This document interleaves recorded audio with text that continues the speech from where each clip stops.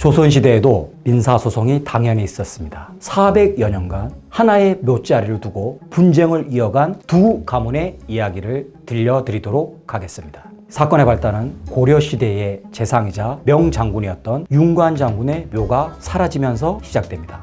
그곳에는 다른 사람의 묘지가 이미 떡하니 버티고 있었습니다. 감정이 격해질 때는 상대 집안 묘비를 부수기도 했으며 해방 후에는 파묘를 시도하다 옥살이를 하는 사람까지 생겼습니다.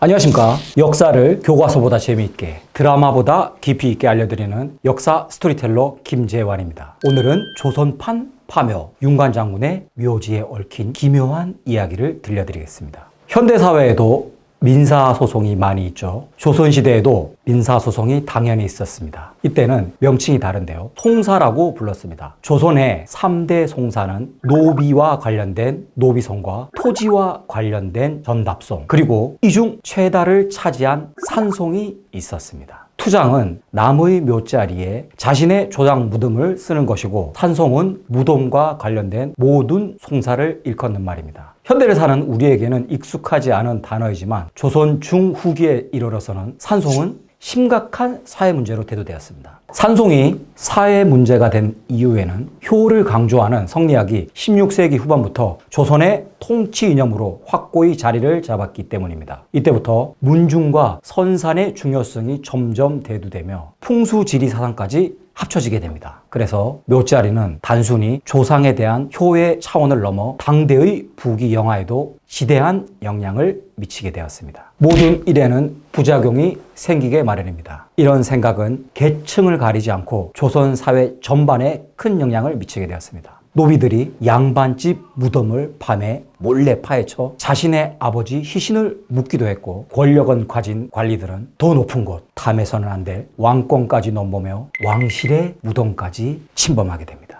산송이 얼마나 심각한 문제였는지 역사 기록을 살펴보도록 하겠습니다. 정약용의 목민심서에 아래와 같이 기록되어 있습니다. 묘지를 둘러싸고 벌어지는 송사가 이제 폐 속의 경지에 이르렀도다. 살인사건의 절반이 이에서 비롯된다. 혹시 영화 명당을 보신 분들 계십니까? 영화에서는 흥선대원군이 자신의 아버지 묘를 이장하기 위해 살림까지 모두 파는 장면이 나옵니다. 그렇게 마련한 돈을 들고 절을 찾아갑니다. 주지스님, 여기 이 돈이면 충분하겠소? 흥선대원군은 이 절이 길지라는 풍수지리를 믿었고 전 재산을 베팅했습니다. 절의 소유권을 받은 그는 놀랍게도 절에 불을 질러버립니다. 그리고 전소된 절터에 자신의 아버지 묘를 이장하였습니다. 그 결과 흥선대원군의 아들이 왕위에 오르게 되니 본전을 뽑고도 남았다고 볼 수 있겠습니다. 지금부터 조선시대부터 21세기까지 무려 400여 년간 하나의 묘자리를 두고 분쟁을 이어간 두 가문의 이야기를 들려드리도록 하겠습니다. 사건의 발단은 고려시대의 재상이자 명장군이었던 윤관 장군의 묘가 사라지면서 시작됩니다. 윤관 장군은 여진정벌을 위해 별무관을 창설하고 동북구성을 개척한 역사적으로 매우 중요한 인물이며 교과서에도 나와 우리에게도 매우 친숙한 이름입니다. 여기서 의문이 들 수밖에 없습니다. 윤관 장군급 인물의 묘지를 후손들이 모르고 있다는 것은 선뜻 이해가 가지 않습니다. 조선시대 이전에는 처가살이를 하는 경우가 상당히 많았습니다. 그리고 수백 년의 시간이 지나다 보니 조상의 묘를 관리하기가 힘들어지는 경우가 허다했습니다. 그러는 동안 윤씨 집안에서는 윤관 장군의 묘의 위치를 아는 후손이 사라져버리게 된 것입니다. 그렇다면 윤씨 집안은 도대체 어떻게 600년이 지나서 조상의 묘를 찾겠다고 나선 것일까요? 힌트는 역시 책에 있습니다. 그들은 모든 역사 자료를 뒤지기 시작했습니다. 그리고 마침내 동국여지 승담에서 한 문장을 발견하게 됩니다. 윤관 장군의 묘는 경기도 파주 분수원 북쪽에 있다. 자, 이제 가문의 명을 받은 윤동규란 인물이 650년 전 사망한 자신의 조상 윤관 장군의 묘를 찾기 위해 파주로 길을 떠났습니다. 그리고 몇 년의 세월 동안 온갖 개고생을 한 끝에 마침내 드디어 윤관 장군의 묘로 추정되는 장소를 발견합니다. 그런데 말입니다. 그곳에는 다른 사람의 묘지가 이미 떡하니 버티고 있었습니다. 무덤의 주인은 조선시대 영의정을 지낸 심지원의 부친 묘였습니다. 윤동규는 포기하지 않고 주변을 샅샅이 살피다 이상한 점 하나를 발견합니다. 분명 심씨의 문중산이고 묘역인데 이상하게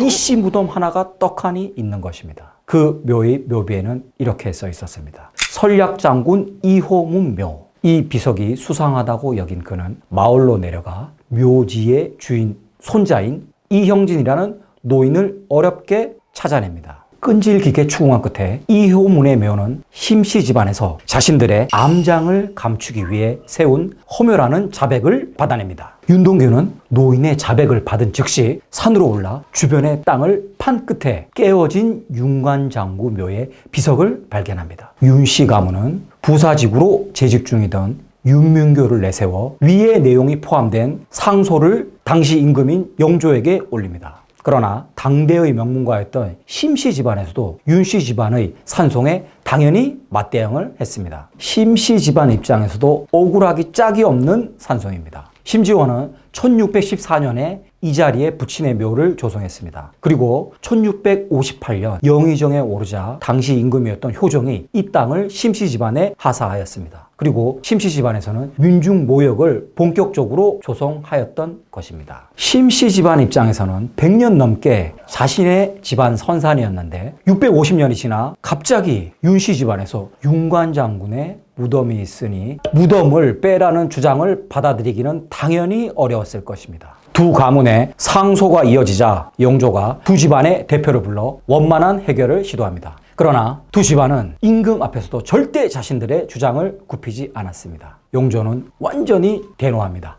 아니, 그럼 도대체 어쩌자는 말인가? 윤관장군의 묘도 심씨 집안의 묘도 그대로 유지하고 이희문의 허묘만 파묘하도록 하라. 두 집안 모두 승복할 수 없는 판결이었지만 심씨 집안에선 왕묘이기 때문에 따르기로 했습니다. 그러나 윤씨 집안에서는 왕의 판결에 불복했고 이에 극대노한 영조는 윤씨 집안의 대표 윤희복에게 곤장형을 내렸습니다. 그런데 윤희복이 형 집행 도중 그만 사망하는 불상사가 일어나고 말았습니다. 이제 양 집안은 돌이킬 수 없는 강을 건넜고 원수가 되고 말았습니다. 두 집안의 원한과 감정의 골은 시간이 흐를수록 깊어져만 갔습니다. 두 산속 문제는 왕조의 몰락에도 해결될 기미를 보이지 않았습니다. 일제강점기에도 두 집안은 자신들의 주장을 내세우는 진정서를 조선 총독부에 제출했고 감정이 격해질 때는 상대 집안 묘비를 부수기도 했으며 해방 후에는 파묘를 시도하다 옥살이를 하는 사람까지 생겼습니다. 이 그림을 잠깐 보실까요? 두 집안의